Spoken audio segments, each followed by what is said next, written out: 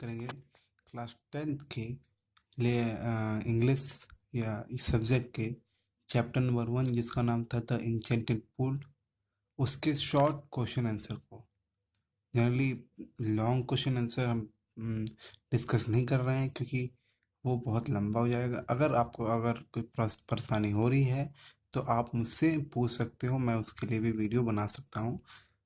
तो आज हम बात करेंगे शॉर्ट क्वेश्चंस की और उनके आंसर्स की। तो आप देख सकते हो 12 शॉर्ट क्वेश्चंस हैं। एक्चुअली जो 12 है वो 12 नहीं है। कहने का मतलब ये है कि कुछ क्वेश्चन सेम है, जैसे why did Yama take the form of Yaksha. जो पहला क्वेश्चन आपका है जिसको मैं अंडरलाइन कर रहा हूँ, अब देखिएगा सेम वही क्वेश्चन कुछ यहाँ लिखा है।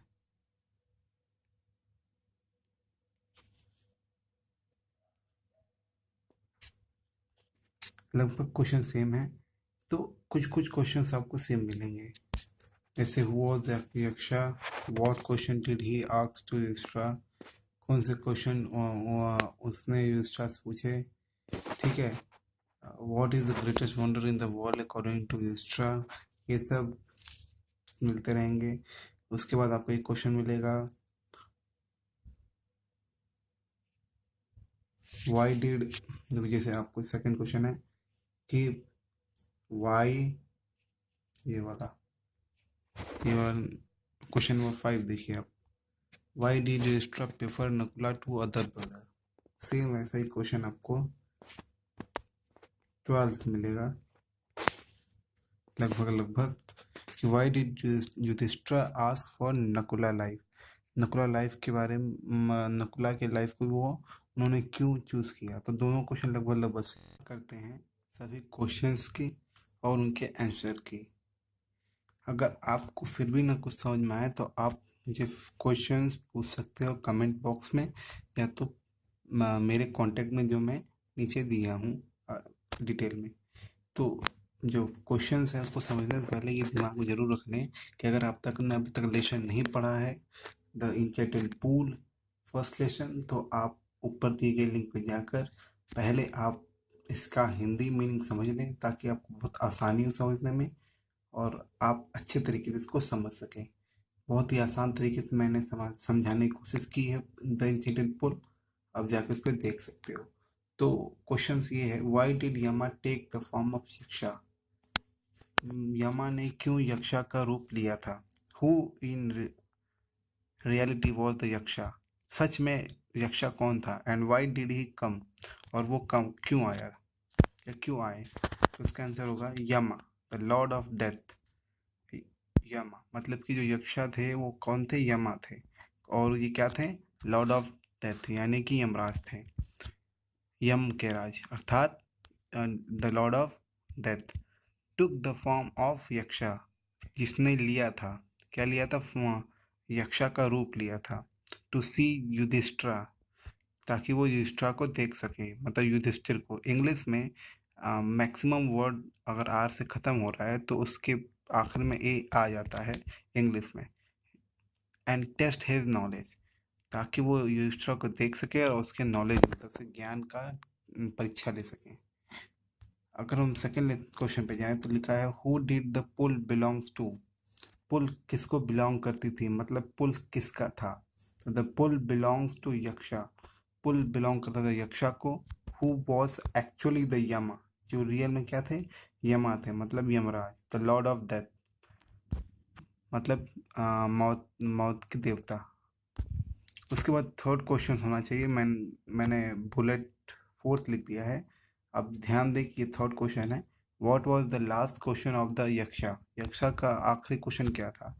तो the last question of Yaksha was that what was the greatest wonder in the world, सबसे बड़ा आश्चर्य क्या था दुनिया में। तो ये एक्चुअली जो मैंने ये लिखा है व्हाट बीच में आ गया है, ये मैंने इनडायरेक्ट और डायरेक्ट जो रूल्स होते हैं उसको यूज किया है ग्रामर में, और इसलिए जो रियल सेंटेंस था what is the greatest wonder in the world, उसको बदल के मैंने वॉज लगाया है। तो आप समझ सकते हो। उसके बाद जो फोर्थ क्वेश्चन होना चाहिए था उसको मैंने फिफ्थ लिख दिया है, उसके लिए मैं सॉरी बोलता हूँ। पर आप समझ जाएं, हु वॉज नकुल या नकुला। नकुल कौन थे? Nakula was the son of Madri. Nakula किसके पुत्र थे? मादरी के। मादरी कौन थी? मादरी पांडु की दूसरी पत्नी थी। पहली पत्नी कुंती थी, जिनसे दो पुत्र थे, युधिष्ठिर, और तीन पुत्र थे, युधिष्ठिर, भीम और अर्जुन। और माद्री से दो पुत्र थे, नकुल और Sahadev. So who was Nakul? Nakul was the son of Madri. Nakul Madri के पुत्र थे। And one of the son of Pandu, और पांच जो पांडव पांडव थे उनमें से एक नकुल भी थे। क्वेश्चन जो रियल में पांचवा क्वेश्चन है ये है, why did Yudhishthira prefer Nakula to other brother. मतलब युधिष्ठिर ने नकुल को क्यों चुना बाकी भाइयों के अलावा या बजाय। तो मैं बता दूं कि ये जो क्वेश्चन है एक्चुअली ये लॉन्ग क्वेश्चन होना चाहिए था, पर बुक में शॉर्ट दिया है, तो मैंने दोनों लॉन्ग और शॉर्ट दोनों पे मैंने ये आंसर लिखा है। तो आंसर पे जाते हैं हम। पहले लॉन्ग है, Yudhishthira preferred Nakula to other brother because Yudhishthira's father had two wives। जैसा कि हम पहले पढ़ चुके हैं कि युधिष्ठिर ने नकुल को इसलिए प्रेफर किया क्योंकि युधिष्ठिर के जो पिता थे यानी पांडव, उनके दो पत्नी थी, कुंती और Madri. Kunti son Yudhishthir was alive. Kunti के जो पुत्र थे युधिष्ठिर वो जीवित थे, but Nakul and Sahadev were the son of Madri. और नकुल और सहदेव दो पुत्र थे माद्री के। And she was completely bereave. Bereave मतलब बिल्कुल बच्चे नहीं होते। तो वो जो माद्री थी वो पूरी तरीके से बेरीव्ड हो गई थी, क्योंकि बाकी के चारों जो भाई थे युधिष्ठिर के, वो सब मूर्छित हो गए थे अथवा लगभग लगभग मर गए थे। तो इसीलिए बेरीव्ड यहाँ आया है माद्री के लिए। So for the sake of justice, इसलिए न्याय के लिए, for the sake of justice मतलब सिंपल होता है न्याय के लिए। It was the right that a sun of Madri, ये सही था कि जो माद्री का एक पुत्र है शुड बी सर्वाइव्ड, वो जीवित होना चाहिए, वो जीना चाहिए। हेंस, इसलिए अतः, to be just and impartial, और एक अच्छा न्याय करने के लिए, और इम्पार्शल मतलब होता है बिना पक्ष के न्याय करने के लिए, युधिष्ठिर चूज युधिष्ठिर ने चूज किया Nakul's life to be revived, Nakul's की लाइफ दोबारा पाने के लिए। अगर हम शॉर्ट क्वेश्चन का जो है, जो जनरली हम पढ़ रहे हैं, उसमें अगर देखें तो इसका आंसर ये भी हो सकता है कि Yudhishthira preferred Nakula to other brother. Nakul को युधिष्ठिर ने प्रेफर क्यों किया बाकी ब्रदर्स के कंपेयर में। तो उसका आंसर ये है, so that it make a right decision. ये इसलिए किया ताकि एक सही डिसीजन लिया जा सके युधिष्ठिर के द्वारा, for the sake of the justice, न्याय पाने के लिए या न्याय के लिए, and also in order that the scale of justice may be even, और इसलिए भी कि जो स्केल ऑफ जस्टिस है वो इवन रहे। इवन मतलब बराबर रहे। एक एक माँ से एक पुत्र जीवित है तो दूसरे माँ से भी एक पुत्र जीवित होना चाहिए। तो ये जो न्याय है बराबर होना चाहिए, इसीलिए युधिष्ठिर ने नकुल को चूज किया। उसके बाद हम सिक्स क्वेश्चन जाते हैं, what quality of Yudhishthir's pleased the Yaksha most. किस गुण से जो यक्षा थे वो बहुत खुश हुए युधिष्ठिर से। तो उसका आंसर ये है, द इम्पार्शियल एटीट्यूड, बिना भेदभाव की जो उनके अंदर, युधिष्ठिर के अंदर एटीट्यूड था। प्लीज्ड द यक्षा मोस्ट, वही सबसे ज़्यादा प्लीज्ड किया, मतलब खुश किया युधिष्ठिर को, सॉरी यक्षा को। एज ही चोज नकुला, जैसे ही नकुल को उसने चूज किया था जो माद्री के सन थे, इंस्टेड ऑफ भीमा और अर्जुना टू बी सर्वाइव। मतलब कि अपने दो बड़े बड़े बहुत ही महत्वपूर्ण भाई को के बजाय उन्होंने एकदम नकुल को चूज किया। तो यही इम्पार्शियलिटी देखकर, बिना भेदभाव की भावना देखकर युधिष्ठिर के अंदर यक्षा बहुत प्रभावित हुए। How did the Yaksha reward Yudhishthira, मतलब यक्षा ने युधिष्ठिर को कैसे रिवॉर्ड किया या उपहार दिया। तो उसका आंसर ये है, by Yudhishthira's impartial attitude, Yudhishthira के बिना भेदभाव की भावना रखने पर से, to the justice and the being satisfied by Yudhishthira, जो उन्होंने इम्पार्शलिटी की थी, मतलब कि बिना भेदभाव के उन्होंने जो निर्णय लिया था अपने भाई को बचाने के लिए, नकुल को, इस इससे और साथ में जो आंसर दिए थे युधिष्ठिर ने, उनसे खुश होकर, सेटिस्फाइड होकर, संतुष्ट होकर उन्होंने उन्होंने युधिष्ठिर को रिवॉर्ड दिया। रिवॉर्ड क्या दिया था? रिवॉर्ड ये दिया कि उन्होंने सभी उनके भाइयों को जीवित करने के लिए कहा कि मैं आपके सभी भाइयों को जीवित करता हूँ। ये रिवॉर्ड था। अगर हम बात करें 8वां क्वेश्चन, तो जो आपका 8वां क्वेश्चन है, what is the greatest wonder in the world according to Yudhishthira? Yudhishthira के हिसाब से सबसे बड़ा आश्चर्य क्या था? तो अकॉर्डिंग टू युधिष्ठिरा मतलब युधिष्ठिर के हिसाब से, every day man see, MEN लिखा है, प्लूरल फॉर्म है, बहुवचन, एवरीडे रोज, everyday man see creatures on the earth dying, रोज व्यक्ति देखते हैं कि जो क्रिएचर हैं, जो प्राणी हैं, वो अर्थ पे मरते जा रहे हैं।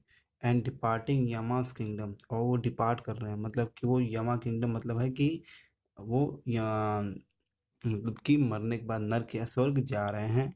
डिपार्ट मतलब होता है कि एक जगह से दूसरी जगह डिपार्ट करना, जाना। Yet those who are left want to live forever, और यद्यपि जो बच जाता है वो चाहता है कि वो जिंदगी भर जीता रहे। तो इसका आंसर क्या है? समझने का तरीका ये है कि हम देखते हैं रहते हैं कि लोग मर रहे हैं, फिर वो यमराज के पास जा रहे हैं, फिर भी हम ये सोचते हैं कि हम हमेशा जीवित रहें। यही सबसे बड़ा आश्चर्य है। ये युधिष्ठिर का कहना था, this is the truly the greatest wonder, और यही सबसे बड़ा आश्चर्य है, ये युधिष्ठिर का मानना था। उसके बाद 9वां जो क्वेश्चन है वो ये है कि who was Yaksha, what question did he ask to Yudhishthira? ये मैंने नहीं लिखा है क्योंकि एक्चुअली यही क्वेश्चन हम पहले डिस्कस कर चुके हैं, और इसीलिए मैं उसको डिस्कस नहीं कर रहा हूँ। तो हम नेक्स्ट क्वेश्चन, मतलब जो बुक में 10वां क्वेश्चन है, मैं यहाँ पे 9वां क्वेश्चन डिस्कस कर रहा हूँ। How according to Yudhishthira can a man become happy and rich? कैसे युधिष्ठिर के हिसाब से, या युधिष्ठिर के समझ के हिसाब से व्यक्ति खुश और अमीर हो सकता है? तो युधिष्ठिर कह रहे हैं, अकॉर्डिंग टू युधिष्ठिर, युधिष्ठिर के हिसाब से, a man can be happy, एक व्यक्ति हैप्पी हो सकता है, खुश हो सकता है, इफ, यदि, हिज कंडक्ट इज गुड, अगर उसका व्यवहार अच्छा है। कंडक्ट मतलब होता है आपका व्यवहार लोगों से कैसा है, वैसे उसको कंडक्ट बोलते हैं, व्यवहार। एंड या संगति, and he can be rich, और वो अमीर भी हो सकता है। अच्छा, वो खुश कब हो सकता है? जब उसकी जो संगति है वो अच्छी हो। और वो रिच कब होगा? If he gives up being greedy, वो जब तक, अगर वो लालच करना छोड़ देगा तो वो अमीर भी हो जाएगा। यहाँ अमीर मतलब है कि आप संपन्न हो, खुश हो, अच्छे तरीके से रह रहे हो, तो उसकी बात यहाँ पे की जा रही है।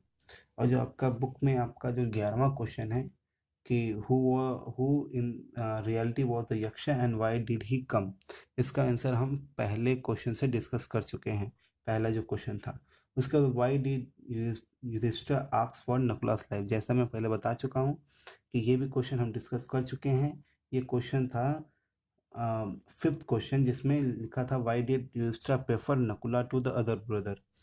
तो सेम क्वेश्चन से बस पूछने का तरीका बदल दिया है। तो आप ये चिंता ना करें कि ये क्वेश्चन अलग हैं, कुछ क्वेश्चन सेम मिल रहे हैं, इसलिए मैं इसको डिस्कस नहीं कर रहा हूँ।